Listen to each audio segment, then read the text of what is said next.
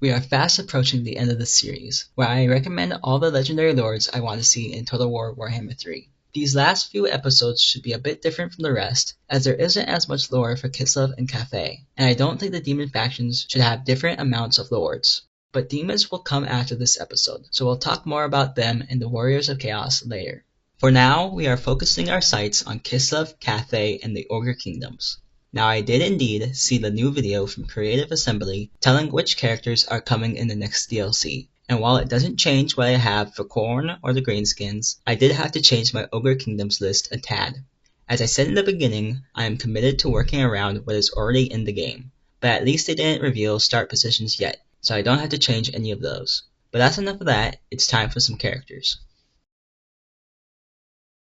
Starting off with a character with not much lore to his name, Captain Tillich is a Kislevite who leads a small force of Ungol horse archers. In the lore, they watch over the Brass Keep within the Empire, keeping an eye out for Nurgle forces as a part of the Empire-Kislev alliance. Certainly a cool looking character with an interesting setup within the lore, I think Captain Tillich would be best used to get a Kislev faction out of Kislev. Many of the fans were sad to see the likes of Mother Estenkia outside of the land she had sworn to protect. So I don't want to make that same mistake twice with another lord, and I don't want to put 2 more lords in Kislev. This is why Captain Tillich is a perfect choice, a Kislevite not tied to Kislev. However, the area around the Brass Keep is a little bit crowded, and it isn't that far away from Kislev in the first place. So I would send Captain Tillich on a true expedition. With Cathay being the big new order race introduced in Game 3 along with Kislev, I think a new alliance is in order. Captain Tillich should be put in the northern reaches of Kurej, right along the borders of Cathay. Now, instead of watching out for Nurgle, he's watching out for snakemen. And the mountainous area, if indeed the borders remain mountainous like they are currently, keeps in line with his lore, where he was confused as to why they sent a bunch of horse archers into the mountains. I think Tillich would make for an interesting Kislev lord. He looks unique, his lore is unique, and while he isn't as important as Katarina or Boris, that's entirely alright. He's like the Marcus Wolfhart of Kislev. My next pick would be another interesting one, as it truly combines 2 characters from the old lore into one. Ivan Valeriki Kolorabinikov in the lore was more of a joke character. Based on the real-life Ivan the Terrible, he was the exact opposite in the lore. A kind and charitable leader of Prague who took up painting even though he was really bad at it and earned the nickname Ivan the Terrible from his fellow artists. Igor the Terrible is the other Kislevite character based on the historical Ivan, who is much closer to the source material. He was a paranoid leader of Kislev who, despite his cruelty, protected Kislev from the hordes of chaos. I propose that we merge these characters together as Igor Kolorabinikov, a ruthless and bloodthirsty leader, but one who vigilantly defended against the likes of chaos. He would start in Plesk within Immortal Empires, and will take part in the race against Kostaltin and Katarin for ruler of Kislev. Playing as a joke character like Ivan, who doesn't get involved in anything within the lore, wouldn't make for a great lord, but Igor the Terrible is a little too on the nose. It's the same reason why Ostenkia doesn't have a chicken hut and isn't called Baba Yaga, while Kostaltin is obviously a play on Rasputin while not being literally Rasputin. And while Kostaltin and Katarin vie for devotion from churches and boyars, Igor would get it through more fearsome ways. I think this would make for an interesting Kislev campaign while still feeling like Kislev. A lot of the Kislev lore is old and no longer considered canon, as is the case with my first legendary hero option, Ivan Radonov. In the old lore, he was Katarin's younger brother, but nowadays Katarin is an only child. But this change wouldn't affect the lore of Ivan Radonov much at all. An adventurer and commander of the Griffin Legion, he is a skilled rider and fierce combatant. The White Fox is another character that would be interesting to see in game. A great hero of Ungol folklore, he destroyed a legion of goblins who besieged his people with the blessing of the sun god Daz. While this legend is old and the original White Fox is surely dead, a new White Fox may rise and start a new legend. Alternatively, I would love to see an Ice Guard hero instead, though none exist in the current lore. For almost its entire history, the Kingdom of Cathay has been united under the Celestial Dragon Emperor and his children. Almost. For 4 centuries, a being known as the Monkey King controlled almost the entirety of Cathay. The Monkey King's origins are a mystery. He kinda just showed up with his monkey court and took over a small portion of southern Cathay. He couldn't have shown up at a better time though, depending on who you asked, because as he did, a huge chaos invasion was happening in northern Cathay. On top of that, the Dragon Emperor and the Moon Empress had both gone missing. The Dragon Children were divided, and Cathay turned into several different warring kingdoms. The Monkey King took advantage of this and seized power for himself. Unfortunately for the Monkey King though, him taking the throne was enough for the Dragon Children to unite once again and march against the king as one. While the Monkey King almost held his own against his united enemies, it was the return of the Dragon Emperor and the Moon Empress which sealed his downfall. He escaped back to the mountains of heaven from which he came and still resides. Li Dao the Fire Dragon puts some time aside now and again to try to capture him, but more often than not he relies on the Monkey King's court to help defend the border of Cathay from Ind and Karesh. For this reason, the Monkey King is allowed to rule over the mountains so long as he defends Cathay. In campaign, I would start the Monkey King in the mountains of heaven currently within the lands of Ind. While Miao Ying receives all the honor and praise of Cathayans for defending the Great Bastion from the forces of chaos, Li Dao is often overlooked for protecting the southern border. The ruler of the southern provinces, Li Dao is a master of fire with a fiery temper to match. He constantly deals with the assaults launched by the kingdoms of Ind and the Nagas of Karesh. He has great disdain for the Monkey King, but sometimes is forced to work alongside his warriors to guarantee the safety of Grand Cathay. In Immortal Empires, I'd start Li Dao in the northern kingdoms of Ind, just east of the Monkey King, in the mountains of heaven, and just south of Cathay. The last of the currently active dragon children, Yin Yin is the leader of the dragon fleet and the ruler of the eastern provinces. The most expansionist of her siblings, her seaside home has been both a blessing and a curse for her. She loves the freedom of the sea and the wealth her ports bring into her provinces, but it also led to her biggest failure. It was Yin Yin who ordered an invasion into the Southlands, which saw the destruction of her entire fleet.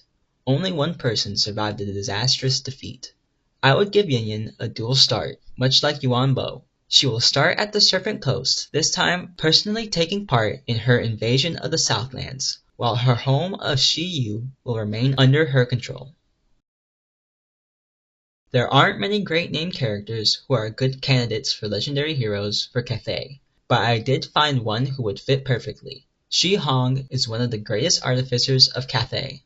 Though he is blind, he possesses a wealth of knowledge and experience in using explosives. He is the inventor of the sky junk and owns his own personal war balloon. Another possible option is Master Po. His name doesn't do him any favors, especially due to the existence of a certain panda, but his lore makes him a perfect candidate for a legendary hero.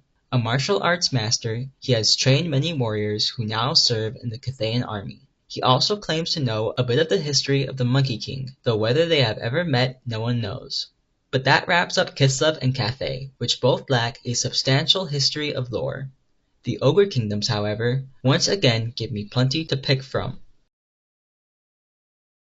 Ogres are often an obsessive lot. Whether it be gold, fire, or food, they are quite the hoarders. But Gark Ironskin's obsession with iron may be the most unique obsession of all. His Ironskin tribe takes pride in covering their bodies with iron and other tough metals, not that malleable gold that people wear as jewelry. The Ironskin tribe also boasts a large number of Rhinox riders.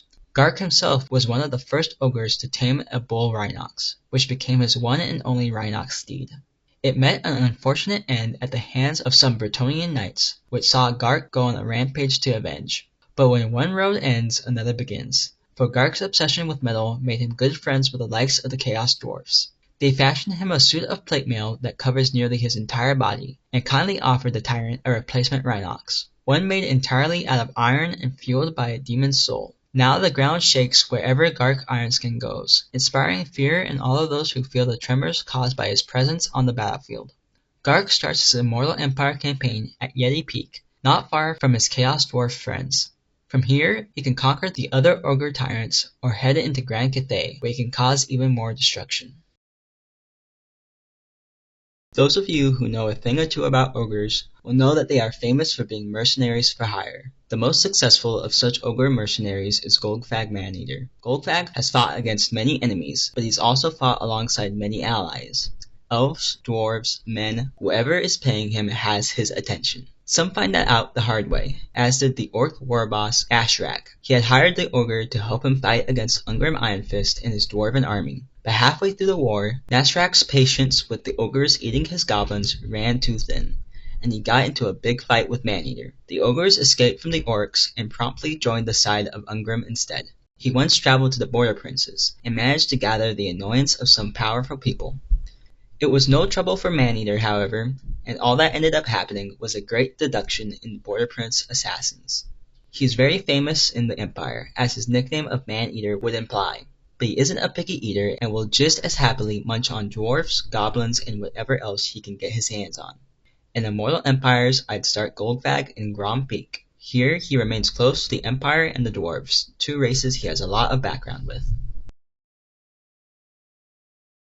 As for heroes, Brag the Gutsman is a clear choice. The executioner of the Ogre Kingdoms, Brag delights in his grim reputation. While ogres are usually a fearless type, Brag will send shivers down even the hardest of ogre veterans. This is due to the style of his executions, where he uses his giant hook to disembowel his prey. It is the most grisly death an ogre can suffer, and Brag is happy to dish it out. Hjarg Frostmaw is my other pick for a hero. A yeti of much renown, his frost magic is more potent than any of his kind. On the battlefield, he uses both his frost power and his incredible strength to his advantage. As strong and as hungry as any ogre, he makes a perfect ally to recruit into your army. And that's it. We are nearly done with the series. Only 2 more episodes left. The lore is getting more and more sparse as we go, but the characters still deliver. I think my suggestions for Kislev are excellent. For Cathay is a very cookie-cutter selection. Maybe the Tigerman and the Ogre Lord are still in the cards, but I ain't going for it. I personally do not think that this is the way to go. I keep it simple, get the rest of the Dragon Children in, and above anything, make sure the Monkey King makes it into the game. Now for the Ogres, I did not originally have Goldfag Maneater, instead opting for Jared the Red as a Lord. Jared the Red is a famous Ogre hunter, and could still make it as a hero instead. Again, these videos aren't supposed to be predictions, just what I want to see. Goldfag Maneater had been leaked in the game files, but honestly, I'm not too big a fan of the character. He's got a lot of lore, but I just don't get what's so special about him. I would much rather have Dark Ironskin in the game than Goldfag, but maybe I'll change my mind once I get to play him. The reason though that I did not include him with the Ogres originally is because he also fits in with another faction, but we'll get there when we get there. Up next we have to get to the Chaos Gods themselves. As always, please tell me what you think of my choices, and thanks for watching.